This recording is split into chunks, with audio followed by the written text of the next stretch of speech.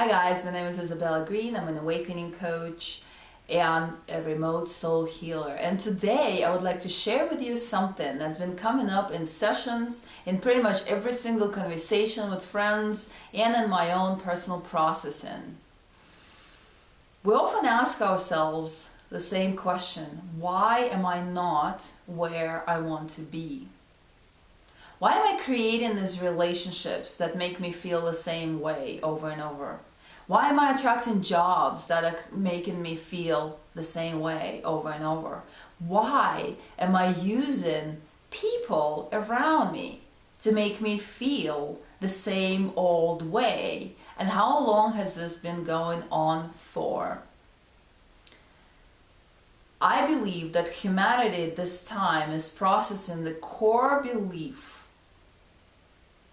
that we have nothing to offer this world. I've heard so many people say exactly that same thing when they really dig and really look for the core, for the root of their behavior and their present day situations. This belief is created for us through our upbringing, through our conditioning. Very often the parents contribute to that by shutting down our expressions, by abandoning us. Could be just them being too busy at work, and we feel that we're not loved enough, that we're not good enough to express something that we came here to express. We're disciplined. We're told in school to sit still and not be playful, and playfulness is actually what brings out that most natural expression of the soul. And because we want to play and we want to express ourselves, but we're told to sit still and look in the book and answer the teacher, we learn that we have nothing to offer. Then that same core belief starts being played out in our adulthood. We bring in relationships, we bring in partners who abandon us and make us feel that we're not even good enough to be loved. We bring in jobs that make us feel that no matter what we do, we're never good enough because the boss is never happy. We create the whole intricate system of support for the belief that we have nothing to offer, and we don't even know that. I'm going to share with you my own personal story, which when I discovered it was an eye-opener for me, to say the least. It made me cry so hard because I remembered the moment in this incarnation when that belief was created. I was about 6 years old at that time, and it was my first year in school. And we had a costume party, like a Halloween party. And the teacher said, "Be creative. Bring to the table, bring to the party what you can do yourself. Be authentic, be natural, be yourself. Make your costume yourself." I was so inspired by that because I was, at my age of 6, I was trying to draw, I was trying to be creative in my own 6-year-old way, and my parents were really supporting that. And so we decided, me and my parents decided to allow me to create my costume myself. So being a 6-year-old, I took a pair of old scissors and I cut out a crown for myself and a maid. I wanted to be a princess. And I cut out a crown out of paper and I colored it. It was white paper, and I colored it with like crayons or something, like drew jewels on the crown. And then I needed a dress. So my mom actually allowed me, it was all my idea, and my mom allowed me to take down the curtains, and there were dark maroon red velvet curtains. And so my mom sacrificed one of her curtains, and I cut it up myself with scissors, and I put it together with pins and safety pins, and I sewn it together, and I was so proud of what I created for myself. And I put all that on, and I was so looking forward to that party, because that party was going to embrace my artistic expression, my authenticity, my being myself, making it myself, creating it myself. When we arrived at the party, I was the only one in the homemade costume. Everyone around,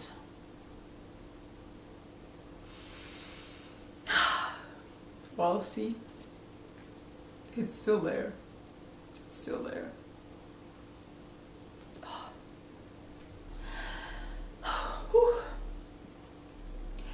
Everyone around had the costumes on that they bought at the store. They had real crowns. There were plenty of princesses, and they all had crowns. They were made in China, by the manufacturer. They had real jewels or imaginary real jewels. The dresses were phenomenal. Every single kid was a fairy or a princess or a prince or a knight, and they looked so amazing, and they all laughed at me. I remember kids coming up to me and asking what happened here and why I looked like a homeless person. I remember the first time I experienced that embarrassment of being myself.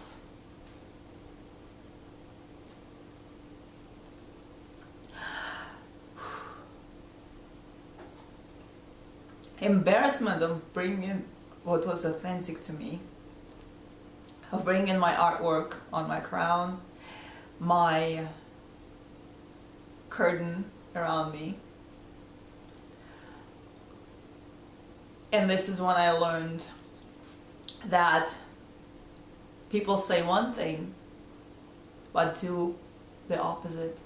The very teacher that told me to make the costume, and that told all of us to make the costume ourselves, came up to my parents, and my parents only told me that. Actually, my mom just told me that when I shared that with her. I shared that memory with her. So the very teacher came up to my parents and made a statement along the lines that it was embarrassing, that the way I looked was embarrassing to the group.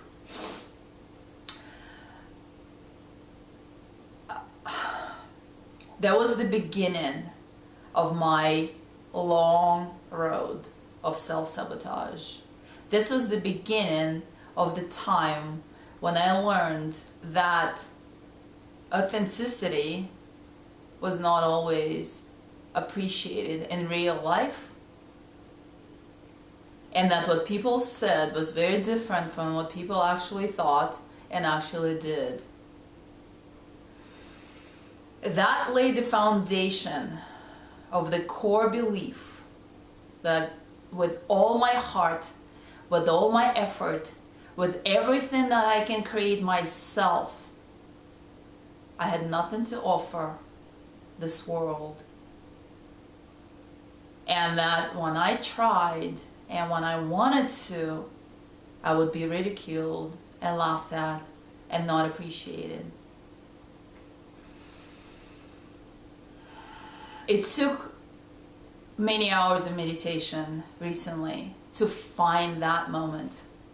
It took many hours of meditation to find that core belief, because that was hidden so deeply in my subconscious that I could not see it.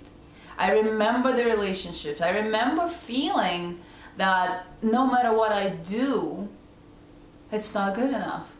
I remember the jobs where I brought as high performance as I could. I brought the excellence that I can offer, and the boss was never happy.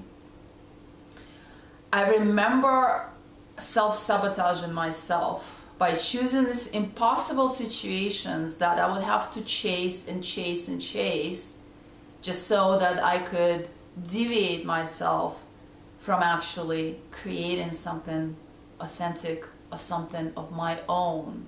There were plenty of ideas. There were plenty of desire to do that. But somehow I always found something more important to do right before. And so I would always create situations that my energy would be depleted and there was nothing left for the inspiration to take root and to be turned into the actual creative project that had an ending, that had a result. Because plenty was started and never finished. Because as soon as I would start it, there was a boyfriend to chase, or a job to switch, or a move to make. And there was always something that came up that stood in the way. My mom, not knowing all of this, how this mechanism works, always said that I always, that I was not lucky, that I always ended up in situations that sabotaged my project. But now I know that my behavior was just attracting the events in my life that worked as a mechanism of self-sabotage. I sat in meditation and I looked and I did the tracking process via Teal Swan. When did I feel this the last time? When did I feel this the first time? When did I feel this the time before this? When did I feel the same way in between? And I saw that I've actually felt that throughout my entire life. And then I kept asking the question over and over, what drives this? What drives this? And all of a sudden, inside of my deep meditation, inside of my head, that statement came up. And it said, you believe that you have nothing to offer this world. I've shared this story with a number of friends, and they've told me exactly the same thing.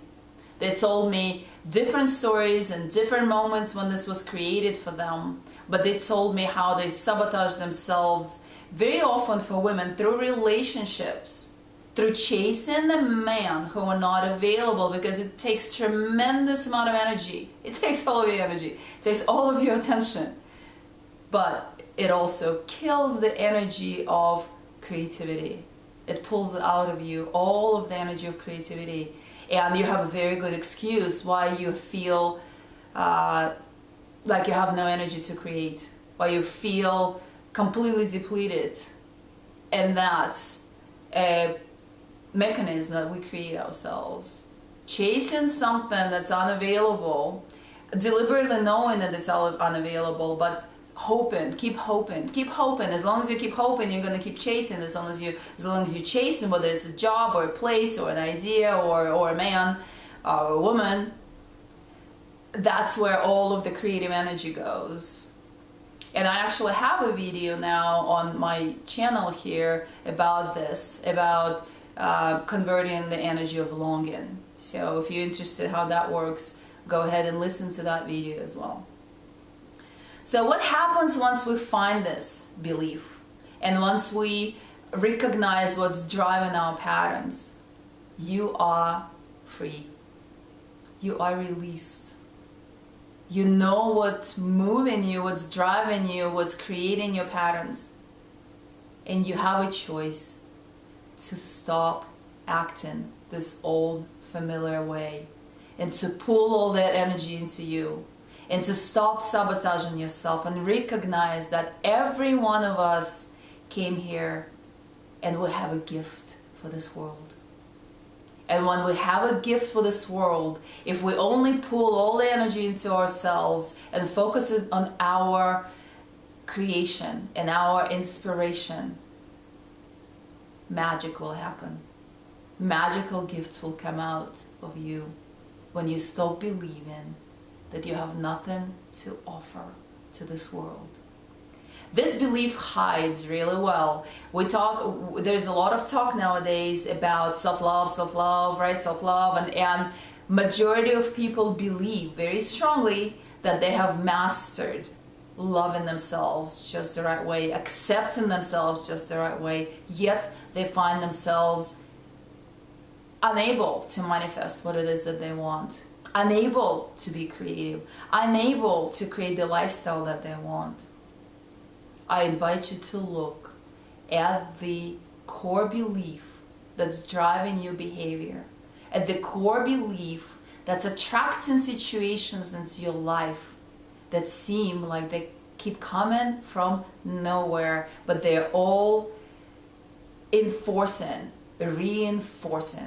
that core belief that's standing in your way.